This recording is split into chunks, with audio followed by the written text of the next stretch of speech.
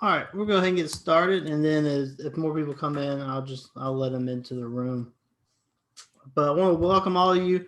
Thank you all for coming. This is something we're trying to do in student engagement now is put more of a spotlight on our faculty and our staff and the great work they do. We have a lot of talented faculty, and we really want to showcase that talent to as many people as we can. So today we have Shannon Bontrager. So I will give him a little intro. He can move into his discussion here. But Shannon Bontrager is professor of history at Georgia Highlands College, where he's taught for 13 years. He completed his PhD from Georgia State University in Atlanta in 2011. Currently holds a fellowship for the 2020-2021 from the American Council of Learned Societies to research his second book with a working title, The Affinity of War, Traveling Memory, The War Dead, and the American Empire in France. His first book, Death at the Edges of Empire, Fallen Soldiers, Cultural Memory, and the Making of the American Nation, was published in February 2020 by the University of Nebraska Press and is due to be published in paperback in November of 2021. And I will be linking that book in the chat to Amazon and the press website. He is on Facebook and LinkedIn at Shannon Bontrager, and he tweets at ST Bontrager.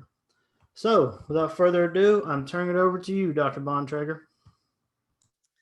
Thank you, Cliff, and for the opportunity. Thank you for the invitation and for everybody over at Student Engagement to made this possible. I appreciate the opportunity.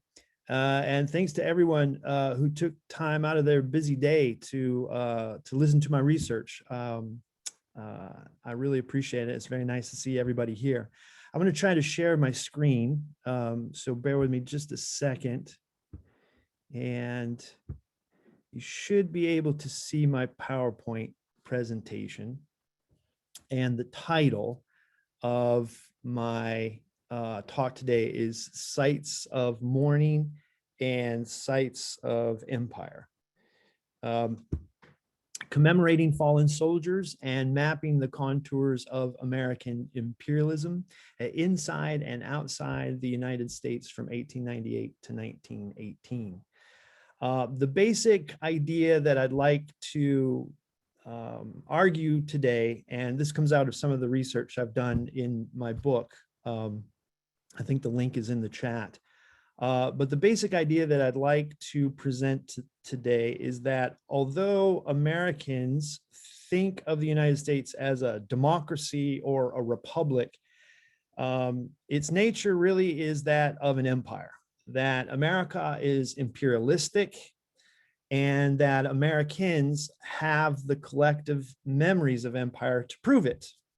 And to illustrate this idea that memory will allow us to see the imperial power of the United States, I'm going to look at the commemoration, the traditions of commemorating the war dead, and how Americans built those traditions from basically 1898 to 1918, from the Spanish-American War to the First World War. Collective memory is the idea that we share our memories and that we have the ability to somewhat in unison have similar memories of past events. For example, someone might ask you, where were you when 9/11 happened? And I don't even have to describe the event, but everybody knows exactly what 9/11 was, and they all have a memory of it. That's what we might describe as collective memory, a memory that we all share. So to start this idea, I have to get a little bit of background, a sort of running start here at first. So to do that, I'd like to start where I think collective memory on a national scale first began. And that was at an infamous speech that Abraham Lincoln gave at the Gettysburg battlefield in 1863, when he helped dedicate the cemetery there of fallen soldiers. He gave what, if you were like me and you had to memorize this speech in high school, he gave what has become known as the Gettysburg Address. A very, very important speech that not only impacts the politics of America, the culture of America, but I would argue it also impacts the way that we remember the past and the way that we commemorate soldiers. There's a lot of aspects to this speech, but I'm going to just focus on one, and it's the area of the speech where I argue that Lincoln issued a promise. So in dedicating the cemetery, he very briefly, in less than 2 minutes, talks about the history of the United States, this ideal that all men are created equal, and that the war that's being fought here is to create a new birth of freedom. And it's here where I argue that Lincoln issued a promise. And this promise is to a specific group of people. It is a promise to the dead that the living will remember them, and they will remember them forever. Not only are the living supposed to remember the dead, but they're required to. This becomes an obligation. It becomes a duty in and of itself to remember the dead. It comes with a requirement. There are a couple of strings attached. And in particular, the biggest requirement here is that in order to be remembered, the dead have to have sacrificed their lives in a noble cause. That is to say that Lincoln's promise is fairly specific here at Gettysburg. It's only to Union soldiers. It does not apply to Confederate soldiers. Confederate soldiers fought against America. They fought against the United States, and they fought against the new birth of freedom. They fought against emancipation. Union soldiers fought for the United States. They fought for America. They fought for emancipation and the new birth of freedom. And so this is the noble cause that requires the living to remember them, as all US citizens are, in essence, are sort of obliged to do, suggests Lincoln. So this is a fairly specific promise, and the living take this seriously. Almost immediately after the war is over, not only during the war do Americans set aside national cemeteries to bury the Union dead and to remember their sacrifices, but after the war, all kinds of holidays are created. Decoration Day, for example, to decorate the graves. That morphs into what we today call Memorial Day. We in the 20th century continue to live this promise with creating new holidays. Armistice Day, that ended World War I, has morphed for us into Veterans Day, a way for us to commemorate these, for us in America, the soldiers of all of the wars. But this is how we continue to abide by Lincoln's promise. But I think the most important aspect of this promise is that it creates what I call a hot memory of the past. And a quick definition of a hot memory is basically the idea that we allow the past to seep into the present. That is to say that the past becomes present in the present. And that past is going to shape the way that we remember what had happened before. Now, that's different from what we might describe as a cold memory.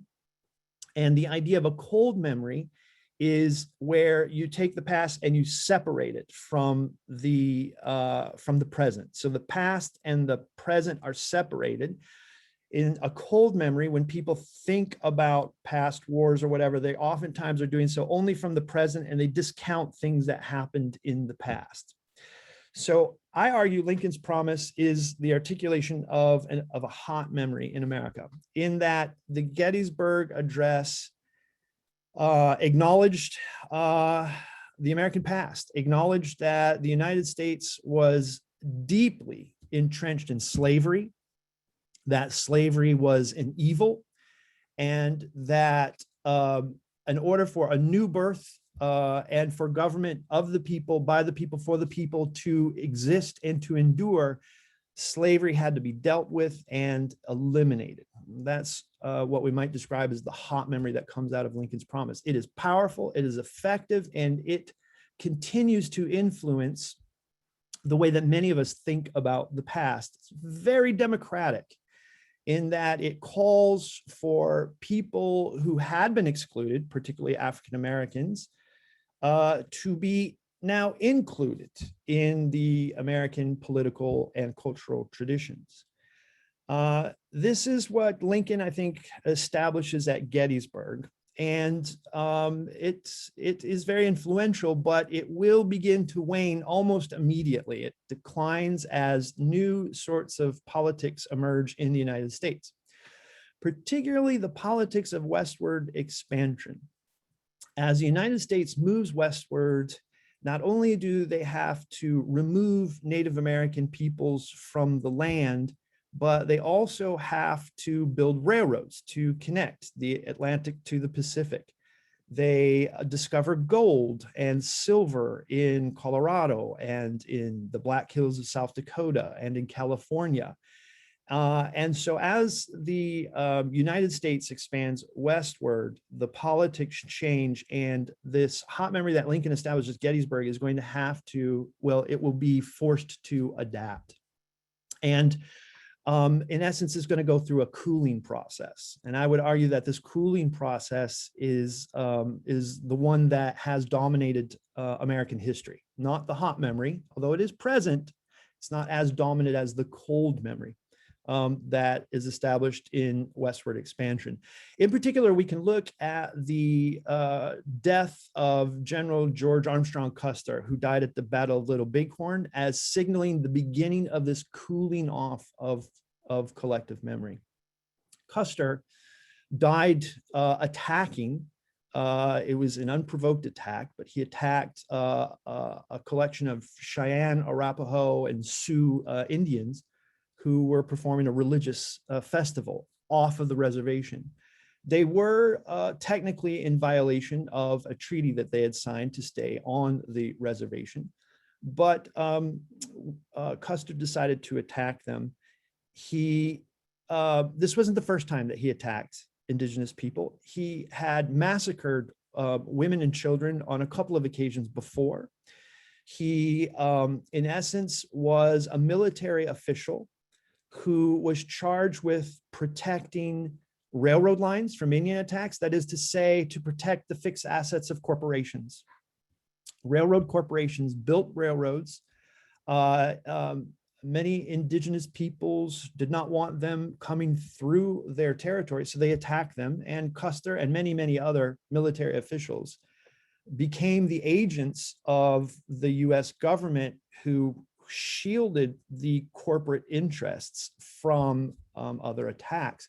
He also shielded white settlers who moved west to squat on Sioux land. The Fort Laramie Treaty of 1868 said that the Sioux would be on a reservation in South Dakota, and that the Black Hills of South Dakota would be part of that reservation. When white settlers discovered gold on the reservation, they began squatting on that land, and the Sioux would attack them. And Custer was paid by these settlers and by the US government to basically protect the settlers, to allow for this illegal squatting on land, this trespassing, in order to harvest the gold from the ground.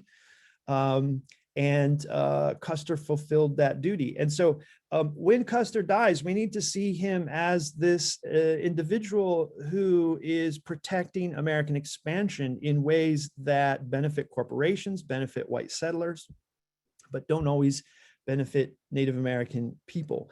Now, when he died, in essence, he was initially buried at the battle site, but only for a year. After a year, his body was disinterred from the ground and taken back to New York, where he's now buried at the military academy at West Point. And what is interesting about this burial is that his wife, Elizabeth Custer, she goes by the name Libby, and you can see here in the picture here, Libby Custer accompanied her husband everywhere. She's out west with him. She goes wherever he goes. She's completely connected to him, and she becomes the protector of his legacy. She is going to orchestrate the recovery of Custer's body. She goes on a speaking tour throughout the nation to advocate for her husband's legacy. She scripts the entire funeral, what kind of ceremony they're going to have, who gets to speak, who the pallbearers are. It is Libby Custer who scripts everything for her husband's funeral.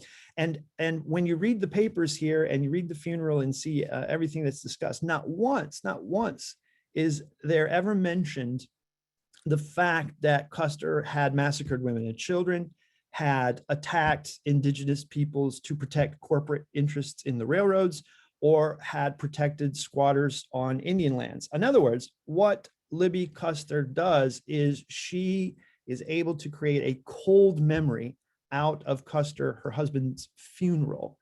She only mentions him as a victim, as an American hero, as someone who stands up for American progress.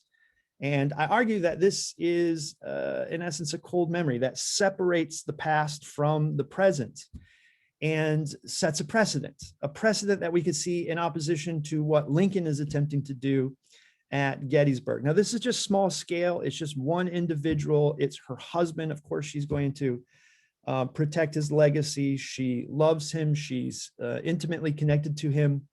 But I argue that she is going to establish a precedent here of cooling memory off that in about 20 years will have a very consequential effect. Because in about 20 years after Custer's funeral at West Point, the United States gets involved in a massive war, a war on two fronts, one in the Philippines and one in Cuba, that we oftentimes call the Spanish-American War.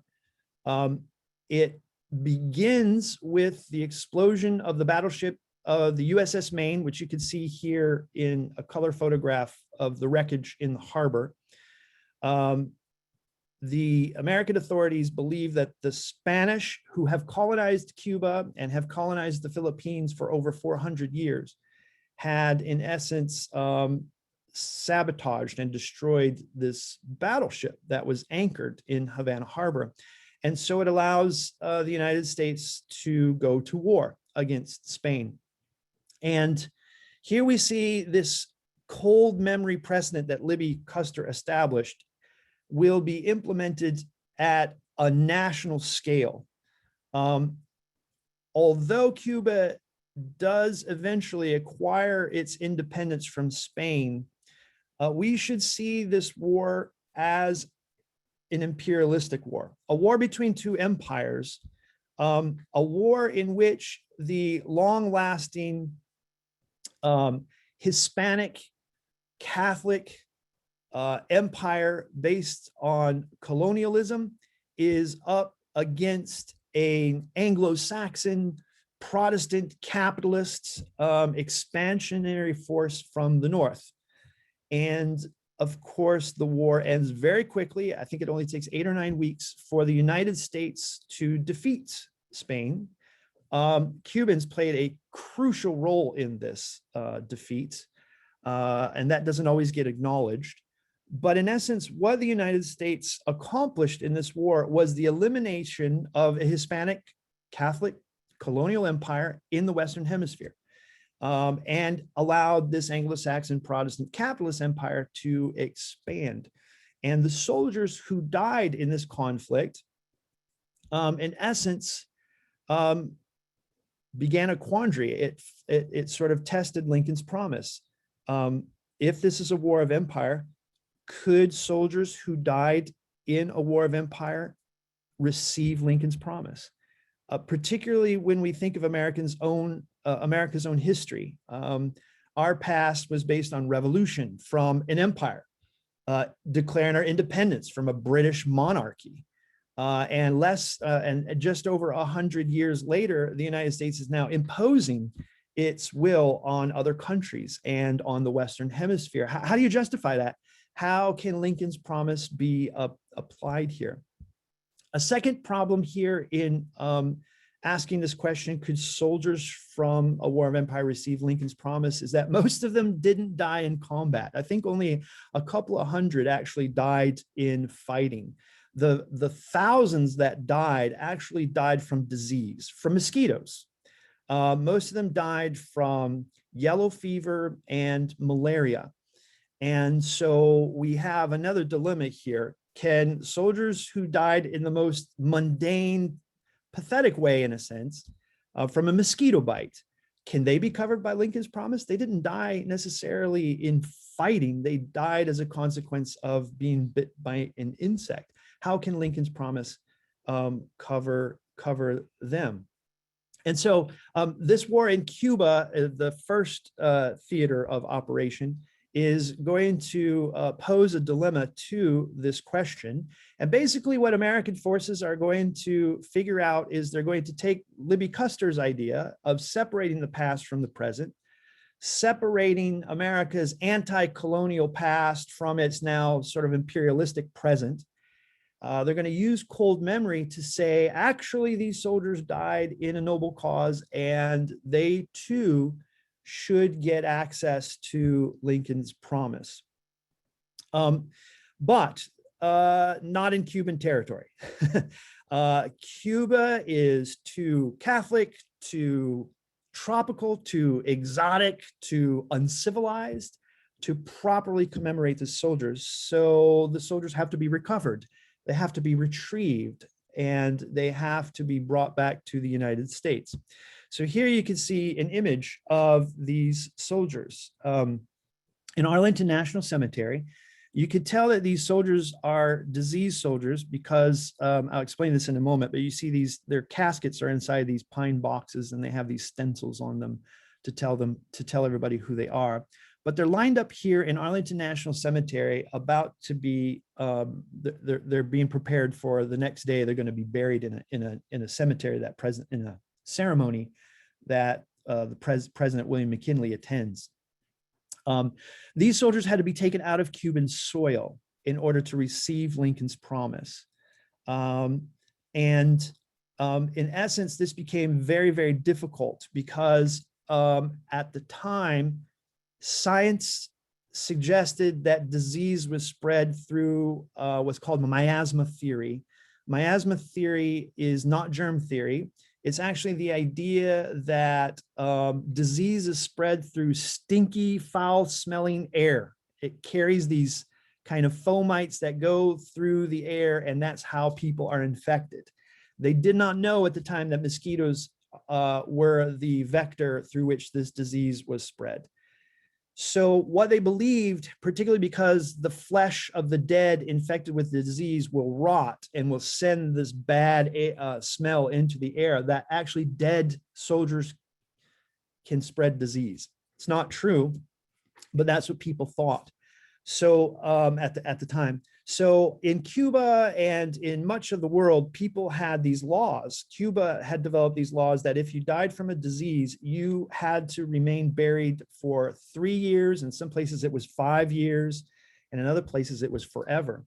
So on the one hand, America has to deal with science and the idea that science says you can't disturb these bodies. On the other hand, there's this nationalistic impulse to retrieve these bodies and bring them back to the United States. And of course, nationalism, in essence, won. The United States was not actually prepared for this kind of death. They had no way to retrieve these bodies. So the War Department ended up having to hire private contractors, American private citizens, who basically toured around Cuba and dug up the bodies. They violated Cuban laws. They violated all these sanitation laws, these local laws, and they tried to recover these bodies. And it was an incredibly difficult situation because in essence, what they are tasked with doing is recovering these rotting corpses but also trying to prevent disease, or at least what they thought was the spread of disease. So in a way, not too dissimilar from our social distancing world here of COVID-19, where we have all these procedures in place to try to limit or prevent the spread of an infection. And we've developed these procedures based on germ theory. The War Department establishes a set of procedures that are based on this miasmatic theory. And they are a little bit peculiar, but I'd like to share a little bit of this. What is this retrieval party up against, and what do they encounter? Apparently, when soldiers die on the battlefield, they're oftentimes buried immediately.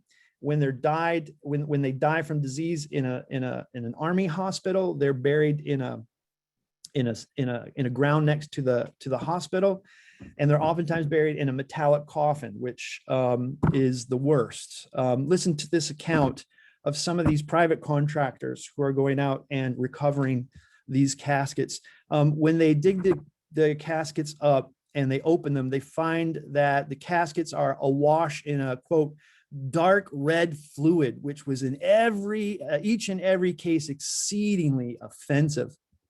Officials noted that when the liquids of the decomposing body were cast off, they were all collected and held in the metal box, and they weren't allowed to escape. Officials reported that when chloride of lime had been used and placed in some of the metal coffins, in these cases, instead of there being a lot of fluid in the casket, there was just a mushy mess.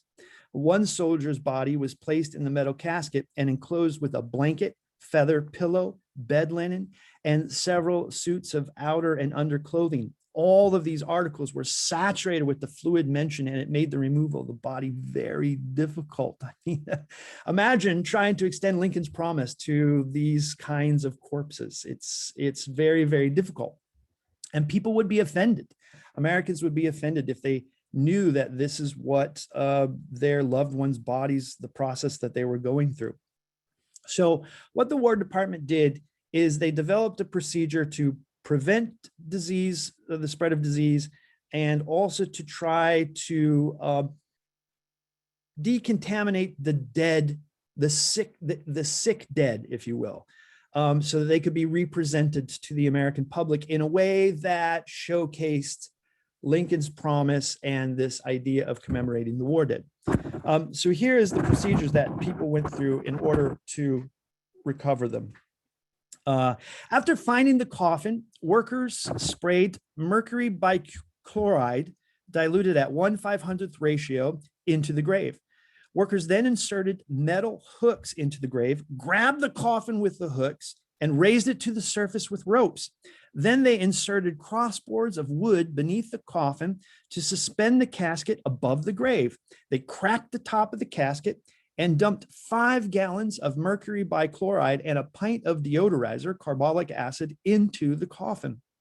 If it was a metal coffin, they drilled a hole into the top and inserted the chemicals, and then drilled a hole in the bottom and let the fluids drain out into the empty grave. In the wood caskets, they broke apart the sides and allowed the fluids to spill out. Workers took a portable military toilet filled with water and diluted mercury bichloride and soaked the body wrappings in the solution. Then the laborers spread the sheet along the ground beside the coffin and rolled the body out of the casket and onto the sheet. They covered the remains with the chemical cloth and transferred the corpse to a metallic coffin that workers had doused with carbolic acid. Such nasty work and such profane treatment of the dead was necessary to represent the sacredness of the dead soldiers. Sanitized remains now could occupy new metallic caskets. Then the workers sealed the metallic coffins with a rubber seal and a joint made from white lead. Once hermetically sealed, undertakers lowered the metallic casket into the wood box, sprinkled it with sawdust, and finally diluted it with carbolic acid. Workers then strapped the boxes together and shipped it to Havana to be then taken to the United States. In this retrieval process, I hope you can see that these dead bodies had to be decontaminated before they could receive shipment back to the United States and before they could be given Lincoln's promise. And you can tell that these bodies here in Arlington are some of these dead, because you can see the strappings on the casket. You can see the pine boxes that they're in, and then you can see the stencils of their names, and they're getting ready to be buried in Arlington National Cemetery. This was an opportunity, at least some people argued, to reheat collective memory. And in particular, individuals like Booker T. Washington tried to accomplish that very thing in some of his speeches. In one speech that he gave in Chicago immediately after this war, it's called the Chicago Jubilee. America kind of takes a victory lap after this war is won. In Chicago, they had this celebration, and Booker T. Washington, who is a civil rights leader and the principal architect of Tuskegee Institute in Tuskegee, Alabama, he's invited to give a speech. And he presents this speech to an audience of over 16,000 people, including the President of the United States, William McKinley, who's in the audience, along with several of his cabinet members. And in this speech, he basically delivers a warm memory of Black soldiers in the history of American wars. In every war, he says, and he goes through them, every war, Black soldiers met the challenge, they fought, and they died for the nation. They were always on the right side of the nation. And therefore, they deserve to be included in Lincoln's Promise. And the living African-American population deserves to be incorporated into American society because of their sacrifice. In fact, Black soldiers fought in Cuba, and they fought with distinction. And he points this out in this speech, breaking into the middle of his history here. He talks about how we need to include African-American people into this American collective memory. He says here, we have succeeded in every conflict except the effort to conquer ourselves in the blotting out of racial prejudices. We can celebrate the era of peace in no more effectual way than by a firm resolve on the part of Northern and Southern men, Black men and white men, that the trenches which we together dug around Santiago shall be the eternal burial place of all that which separates us in our business and civil relations. You can see here he's taking Cuba and domestic places outside and inside the United States, and he's tying them together. And he's trying to warm history here, or to warm memory here. It comes with a warning. He notes at the end here how until we thus conquer ourselves, I make no empty statement when I say that we shall have, especially in the southern part of our country, a cancer gnawing at the heart of the republic that shall one day prove as dangerous as an attack from an army without or within. That's a pretty hot memory that he is attempting to articulate. And unfortunately, although it's powerful to read, unfortunately, it goes unheeded. About a month after Washington gave this speech in which President William McKinley was in attendance, William McKinley took his turn to give a speech that will radically change the rules or the traditions of Lincoln's Promise. William McKinley was a Republican from Ohio. He didn't get very many Southern votes when he won the 1896 election. And after this war in Cuba, he decides to go on a victory lap through the South, trying to get Southern voters to support his idea of expansion and empire. And so he goes to the Atlanta Jubilee, this victory celebration that the city of Atlanta sponsored in Atlanta, Georgia, to talk about how great this war was and how successful Americans were. McKinley is invited to speak before the state legislature in downtown Atlanta, Georgia, And he does. He speaks in front of all these Congress people, state senators and state congressmen. And he gives a very surprising speech in a lot of ways. Most of the speech talks about how reunion is completed. The Civil War broke the United States, but now reunion is completed. White soldiers from the North and from the South, they fought shoulder to shoulder in Cuba. And because of that, these Southern soldiers deserve the traditions of Lincoln's Promise. They deserve the living's remembering them, and that the living are obligated to remember them for a noble cause. But he takes it a step further. This was the shocking point. He takes it a step further in the speech. He says, not only Southern men who fought in Cuba, but it's time for the federal government to commemorate Confederate soldiers.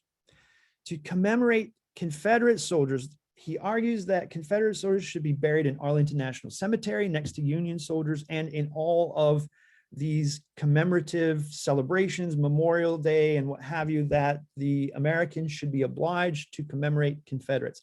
This is perplexing because if we go back to Gettysburg, the Gettysburg Address, Lincoln specifically says that soldiers who died for a new birth of freedom, for emancipation, should be remembered. Here, McKinley is saying that also soldiers who died fighting against the United States, died fighting against emancipation, died fighting for slavery, should also be included in this memory. And it is a way for him to try to entice these Southern voters to support his regime. I argue that this is the moment where we can say American collective memory is completely and utterly frozen. It is, there's no warmth at all in it, because McKinley completely severed the past from the present over these Confederate bodies and these bodies in Cuba. In essence, he changed the very dynamics of Lincoln's Promise and turned it upside down, inverted it even. Now, this has a very important significance because about a month and a half after this speech that McKinley gives in Atlanta, President McKinley authorizes a full-scale war in the Philippines. As a part of the Spanish-American War, the first theater being in Cuba, the second theater in the Pacific, in the archipelago of the Philippines, the United States actually attempted to replace Spain as the colonial empire in the Philippines. By helping the Filipinos remove Spain as an imperial conqueror, the United States then inserts itself and tries to impose its, shall we say, again, white Anglo-Saxon Protestant capitalist values on a group of over 1,000 islands in which there are many different languages. Catholicism is very prevalent, as is Islam, very prevalent in the Philippines. And McKinley authorizes this full-scale war that has the consequences of some of these actions that you can see in these images. These are from one particular battle scene, the Battle of Kalukhan, which is a suburb of Manila. Americans invaded the Philippines to colonize it, and Filipinos resisted because they didn't want the Americans there. This scene is repeated over and over and over again throughout the Philippine Islands. We can mention terrible massacres that take place on the island of Bohol, or in the city of Balangiga, or on Budbagsik, these horrible massacres that take place.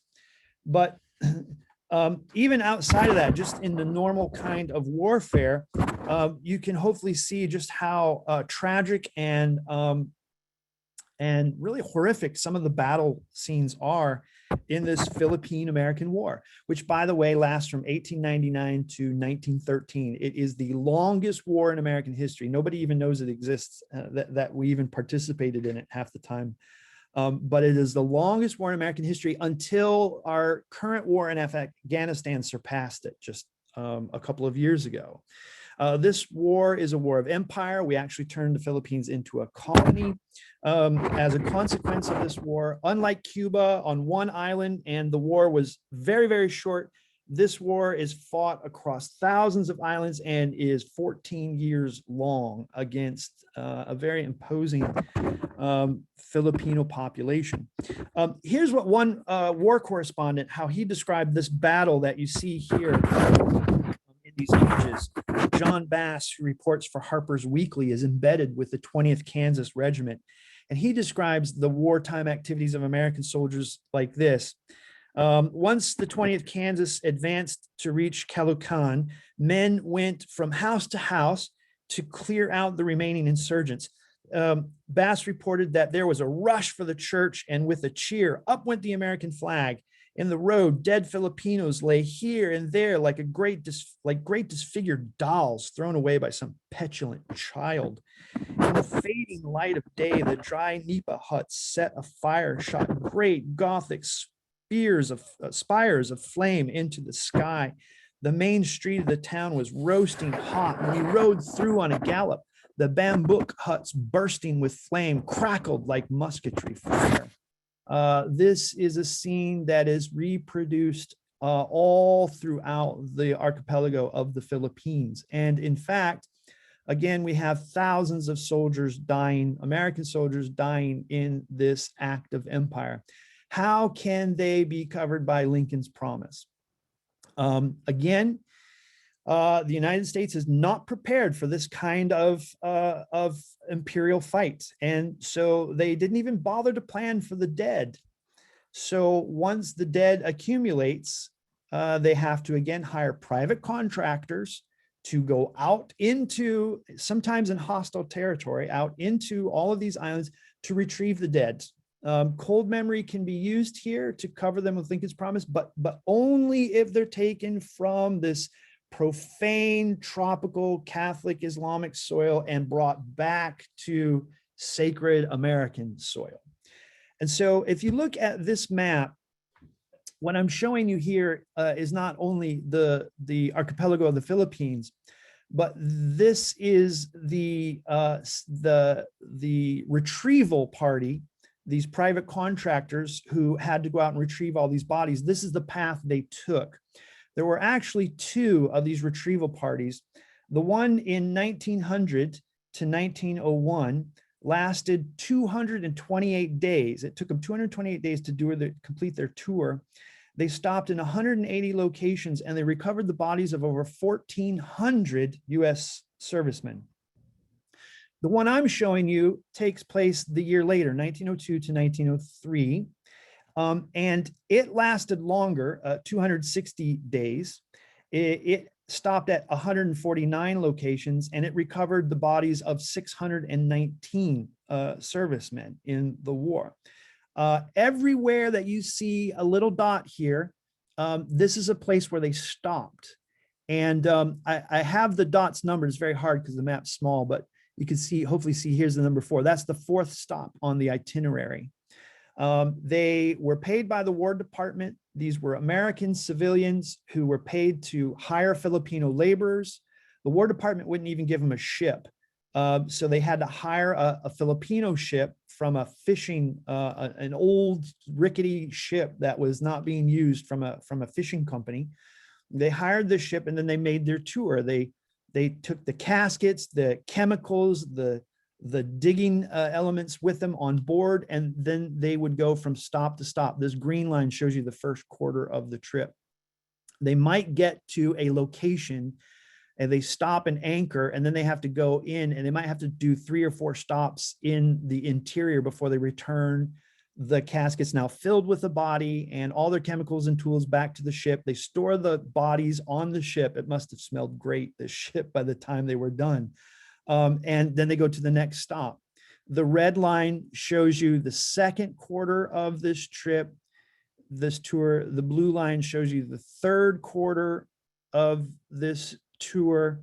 Down in the south here is dominated by Islamic, the Islamic religion, and more in the north, Catholicism dominates. And then the yellow line shows you the last quarter of the trip. This is actually the smaller of the tour.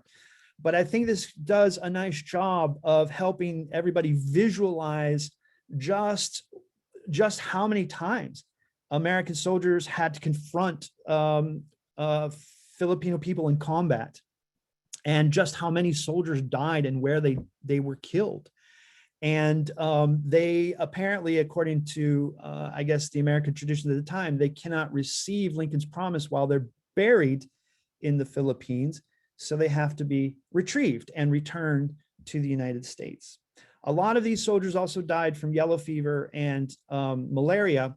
Those sick dead cannot be transported across state lines once they return to the United States, because governors in California and in Colorado will not let these sick dead bodies who could potentially spread the disease to the living, according to their idea. They won't let them cross state lines. So instead of taking these dead bodies and crossing the Pacific to San Francisco, which would have been the easier choice, they actually have to sail all the way through across the Indian Ocean, across the Atlantic Ocean, so that they can be buried in Arlington National Cemetery. Now, this sets the stage for the final act, if you will, of how Lincoln's promise is going to be transformed. And that is in the First World War, which is a war that is fought amongst empires. The British Empire and the French Empire is fighting against the German Empire. And the United States, I would argue, is also an empire, and they have the cold memory that allows them to justify fighting in a war in which empires are fighting amongst each other, but pretending or arguing that it's to make the world safe for democracy. So here you can see the United States is an empire as well. All of its territories and colonies incorporated here in a nice little sort of map of the continental United States.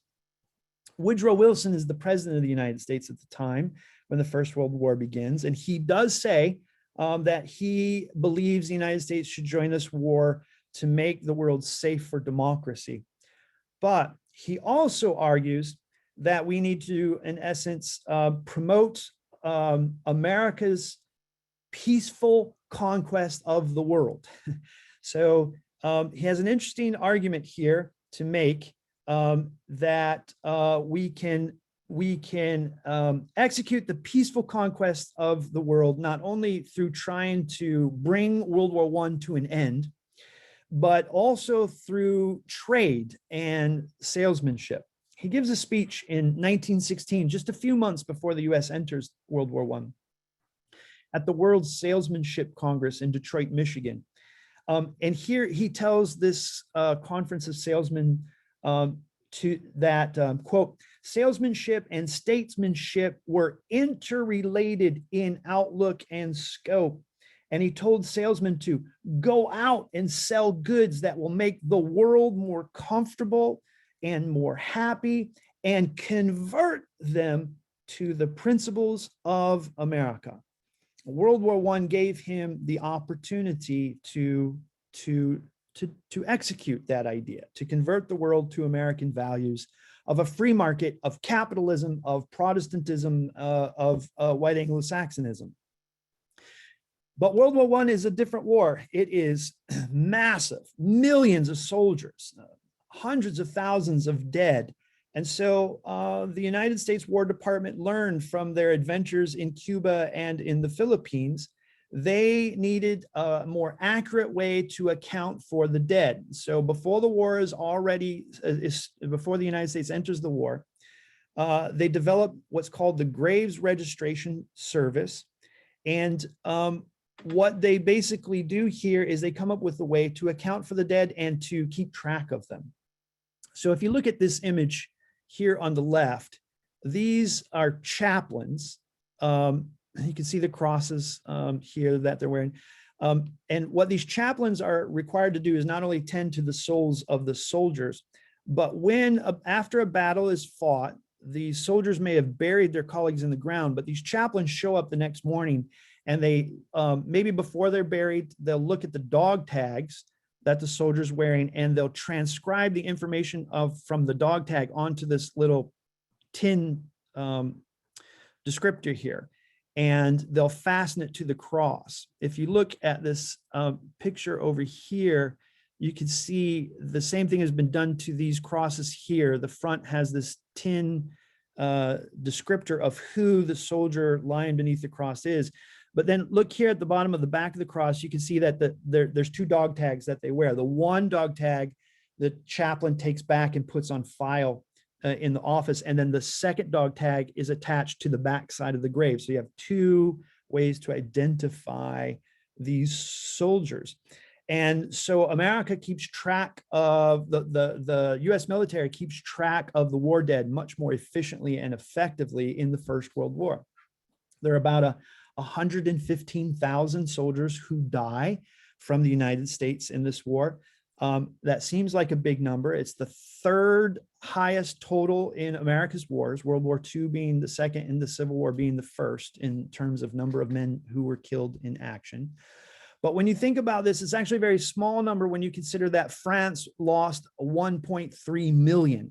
Russia and Germany lost nearly 2 million soldiers on the battlefield. But here the United States has come up with a way to identify their soldiers more effectively. Now, a lot of Americans want to bring the loved ones back home. They want to continue that tradition. The idea being that soldiers can receive Lincoln's promise once their bodies have been brought back to American soil. About 60% of dead bodies are returned to the United States. But just under 40% of families agree to leave their loved ones' bodies buried in France, to be buried in the country in which they actually sacrificed their lives. And what I argue is that this gives the United States some interesting opportunities to continue to try to conquer the world peacefully, and to try to get Europe to convert Europeans to the principles and values and ideas of American capitalism. Because those memories, those bodies that are left in Europe are going to be taken out of these cemeteries with their identity marked, and they're going to be turned and reburied into these kinds of cemeteries. In fact, you're looking here at an American military cemetery in Paris, just outside of Paris, in Cérenay. You can see in this image here, the Eiffel Tower is in the backdrop of this American cemetery. These are all World War I bodies buried here. It is as if it's Gettysburg. It's as if it's the Gettysburg Cemetery transplanted from Gettysburg, Pennsylvania to Paris, France. And here we're kind of looking down the hill at this beautifully manicured space. The grass is always perfect. These marble tombstones are always perfect.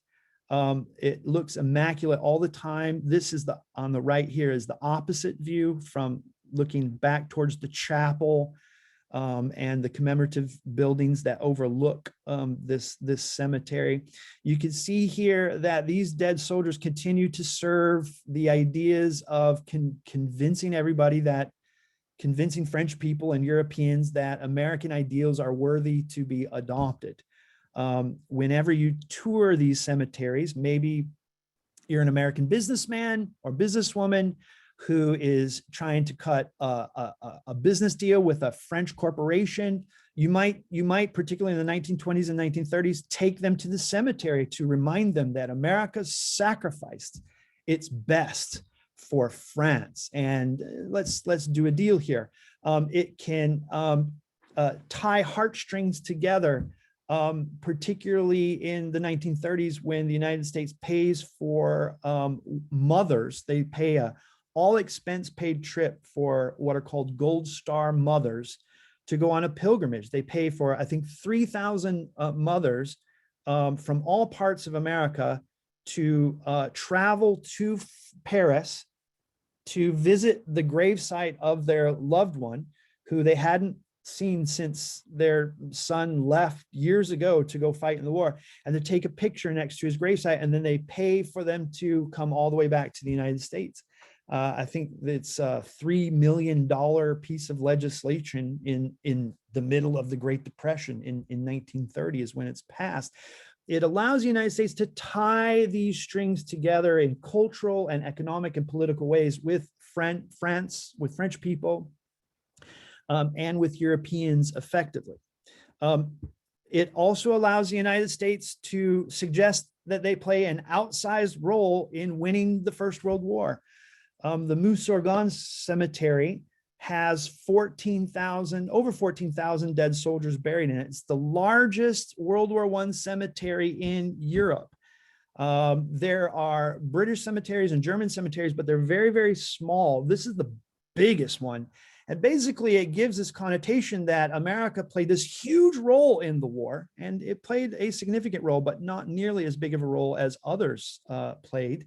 But it allows the United States to remind Europe that we are a force of good, and that we, in essence, you should be allies with us. In fact, if you look at this picture very, very closely, you can see that on the day that I took this picture, there is planted in front of every tombstone a French flag and an American flag side by side across every tombstone in the cemetery. I took this picture a few years ago on Memorial Day, and every Memorial Day at all these military cemeteries, French people come to pay their respects, to participate in essence what is an American tradition, an American ritual. The French people near these cemeteries participate in Memorial Day every year. And there's way more French people at these cemeteries than there are Americans at these cemeteries. In other words, what this allows America to do is, in essence, not only extend Lincoln's promise to soldiers in a foreign territory, buried in a foreign territory. Now Lincoln's promise can be extended to soldiers buried in Europe, for example.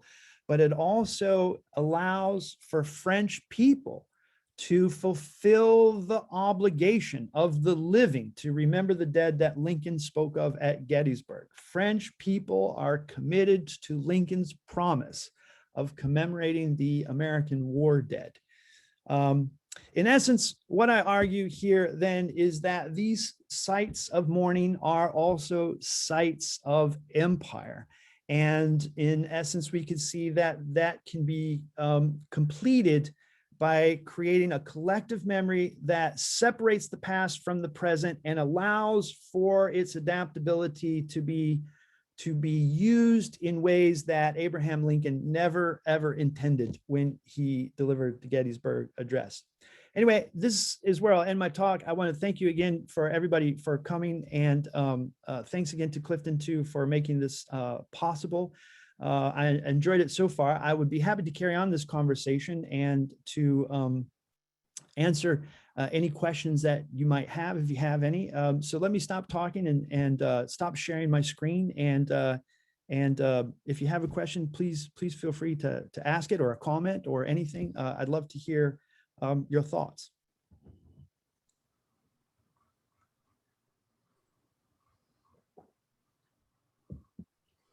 Yeah, if anyone's got any questions, don't be afraid to, you should be able to unmute yourself.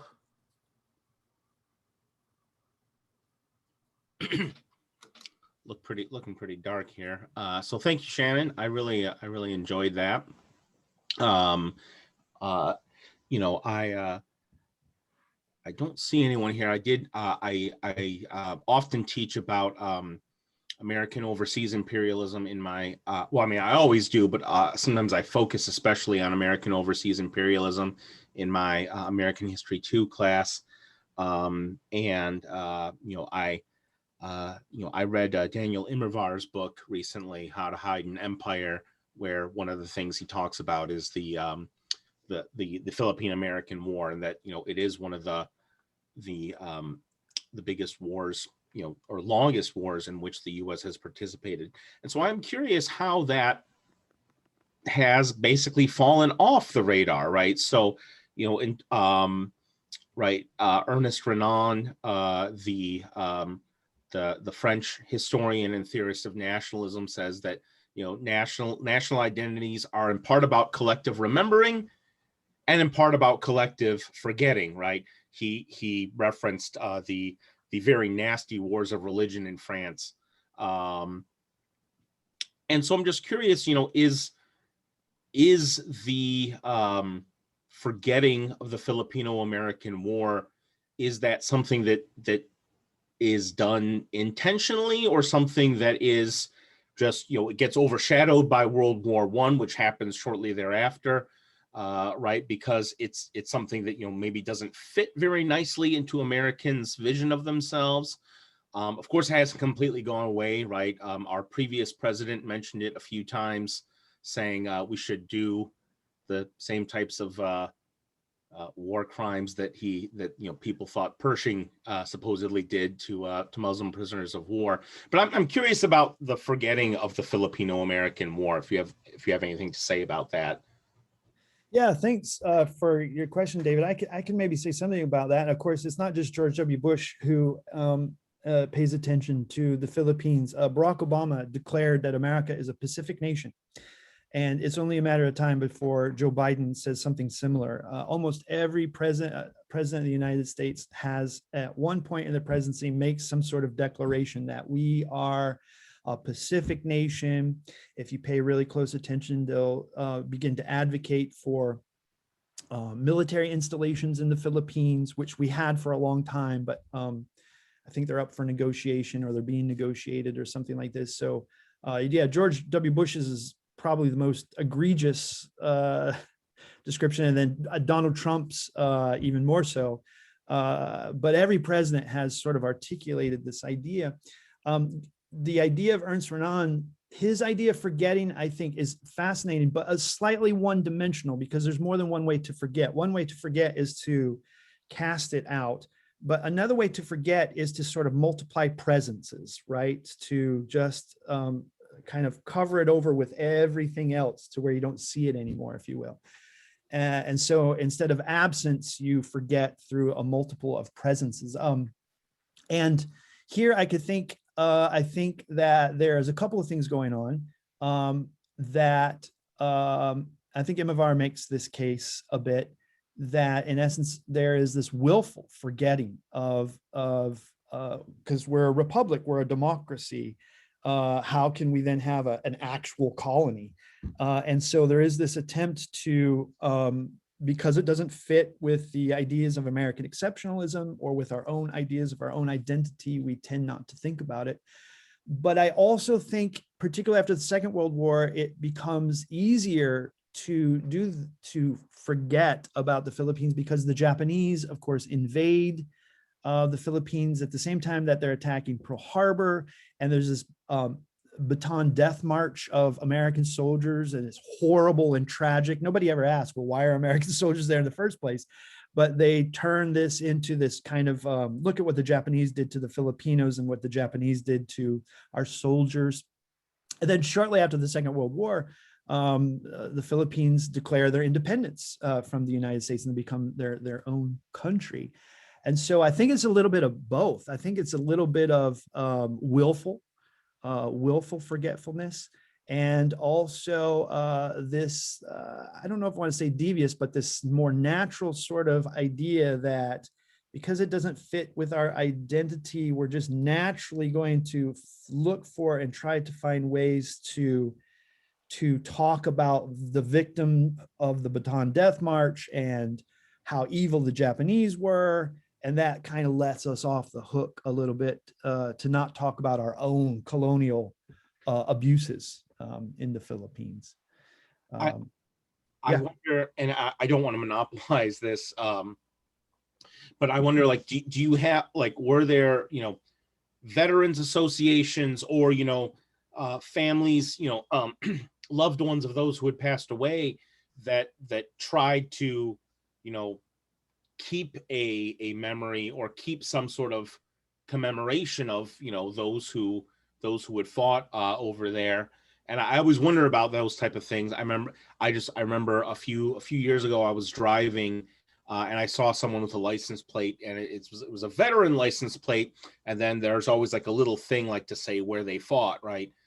When I first started driving, I saw Korea, I'm not seeing as many these days, right? But or Vietnam. This guy had a Grenada license plate from the '83 invasion of Grenada, and I thought, oh man, must not be many people who can claim one of those. But That's a rare sighting, yeah. yeah. But I wonder, right? Were there? I mean, now of course, a lot of the veterans of that war went on to fight in World War One. But I mean, were there veterans associations, loved ones associations, etc., of the Filipino-American War that tried to do some sort of, I don't know, folk memory? Well, basically, the VFW, the Veterans of Foreign Wars, is started out of this Spanish-American War. When I grew up as a kid, the VFW meant Vietnam vets, but that's just more like their second or third sort of iteration. It originally, the VFW has its Veterans of Foreign Wars, has its sort of origins in this Spanish-American War. And then in World War I, the American Legion comes along, and all of them are based on the Civil War sort of institutions, the Grand Army of the Republic and institutions similar to that. But yeah, they are all advocating for these sorts of ideas that don't forget our sacrifice. The American Legion will particularly gain a reputation of being ultra conservative, just like the 1920s were. They're anti-immigrant. Some of their members are very anti-Semitic. They want a complete and total elimination of immigration to the United States. They're anti-communists. They believe in 100% Americanism or true Americanism.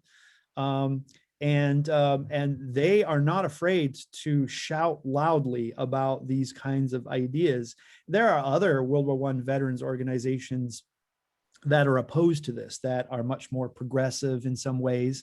But the American Legion is the biggest of this. And they all basically tie their sacrifice to their politics. And if the past kind of critiques that politic, then they will try to maneuver or shift or change the past or separate the past from the present in order to make this sort of thing happen.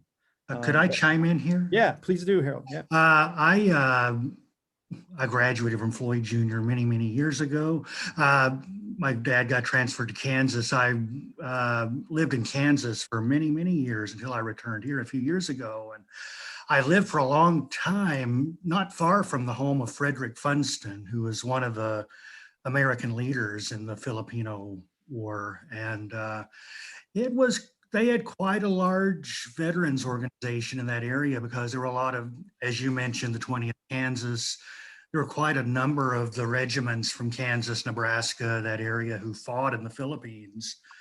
And they were pretty powerful veterans organization. But as you said, the World War I opened up just a decade later. So I think they kind of got amalgamated in with the American Legion after World War I. But they did have a little bit, it was pretty much GAR and this organization until the American Legion came about. But yeah, they were pretty prominent in that part of the country at that time, in the 1899 till 1917 period.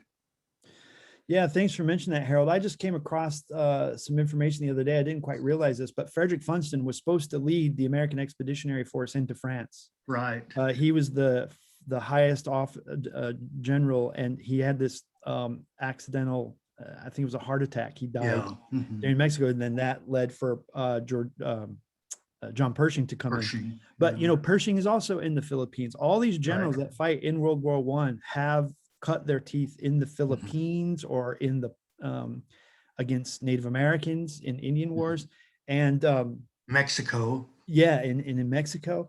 And so, yeah, the American Legion is full of a lot of soldiers who they served in Europe. Some of them maybe for the first time, but a lot of them have actually served in the Philippines or in Cuba, or on the American plains as well. And it becomes quite striking to see that thread connect all these different imperialistic wars through these soldiers who are alive, but also the commemoration of the dead. Mhm.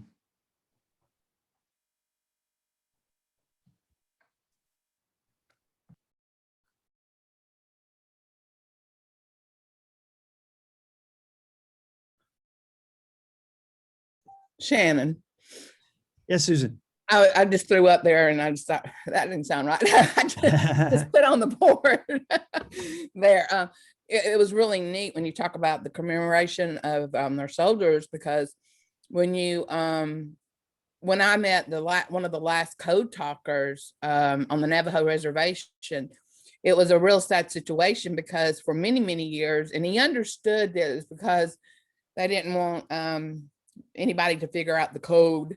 But before they were even able to come home and acknowledge what their role had been in the war because of the secrecy. Yeah, so particularly the Navajo code talkers, this is just now kind of more recently, the last 10, 15, 20 years, even being talked about in academia, even because of the secrecy of their communication style, of using Navajo language to basically break codes or to defy codes. Create codes. Yeah, create codes that could be used to communicate without being detected. And so there's a lot of I think there's a lot of so this works into that idea of forgetting, the inability to acknowledge because of the secrecy of the job that just so happens to be, in this case, Native American people contributing to the American war effort. And it's important to bring these stories to light, not only for recognition, but it can be dangerous if a society collectively uses their collective memory to say that so-and-so and so-and-so made no contribution to the nation. Right. Black people made no contribution, or Native American people made no contribution, or in an extreme example, in between the wars in Germany, where they were saying Jews made no contribution to Germany. Those are consequences that can be very, very dire. So I do think it's really, really important that we bring the past into the present, like what you're. Well, Shannon, there's one. Yeah, and there's one other. Present. Right. Another group. I found out that my grandmother actually was one of those Rosie Riveters. She worked at Lockheed. So women, she worked at Lockheed. She did everything but fly the plane. And the change and the shift, as we all know, that happened when the men came back from war, these women who have done everything for the cause of the war had to go back to being housewives. So, that's a whole nother shift. And remember, right. And not only in this case, Rosie the Riveter, so the story of women domestically operating factories so men can go fight, but women are at the war front too. This is research that is really fruitful in the last 15, 20 years, that women are on the battlefield. They are maybe not always carrying a gun, but sometimes they are. A lot of them are nurses. They're living and they're experiencing as traumatic, they're enduring traumatic experiences that are almost as traumatic as soldiers in the trenches, if not more so, because they can see all the death and all the wounds simultaneously in the hospital. Some of them decide that they actually can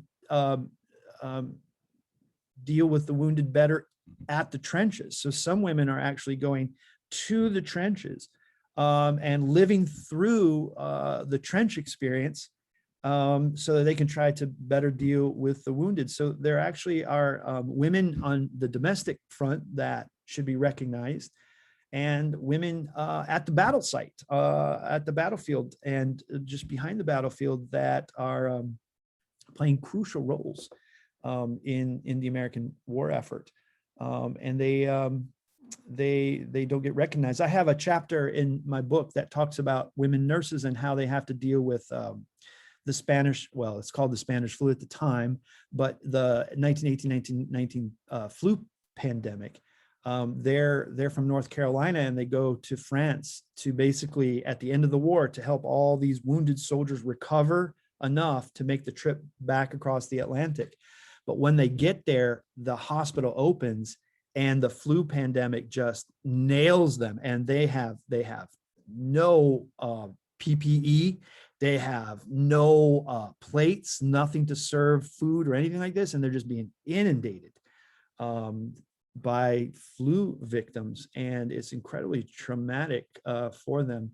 I think it speaks to today too, where we oftentimes don't acknowledge some of these people who are playing valuable roles in society. They get forgotten, purposefully or sometimes as a consequence of us focusing our attention on men or on other aspects.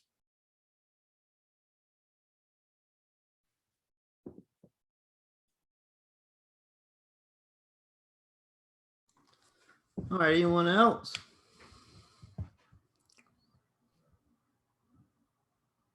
Are you going to send a copy of the recording or make it available? Because I had to step away for a few minutes and miss some stuff. I know it was great, Shannon. I know it was great, and I didn't want to miss a thing. But are you going to send any PowerPoint or the recording of this out? There will be a recording. Actually posted 2 places. We'll post it on our normal student engagement areas, and then Dr. Bontrager is going to post on his own YouTube page. So you'll have a couple of places to see it. Yeah. All right. Well, that's everything. Thank you for coming. Be on the lookout in your emails. I will be emailing out a short assessment survey, and I'll also put in that email a link to Dr. Bontrager's book. So I wanted to thank him